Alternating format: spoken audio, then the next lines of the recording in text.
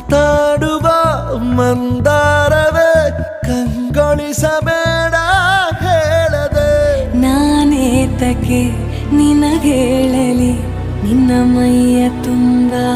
ಕಣ್ಣಿದೆ ಮನದಾಳದ ರಸಮಂಜರಿ ರಂಗೇರಿ ನಿನ್ನ ಕಾದಿದೆ ಪಿಸುಮಾತಿನ ಪಂದ್ಯಾವಳಿ ಆಕಾಶವಾಣಿಯಾಗಿದೆ ಸಂಜೆಯ ಕೆನ್ನೆಯ ಮೇಲೆ ಬಂದು ನಾಟಿದೆ ನಾಚಿಕೆ ಮುಳ್ಳು ಮನದ ಮಗು ಹಠ ಮಾಡಿದೆ ಮಾಡುವ ಕೊಂಗ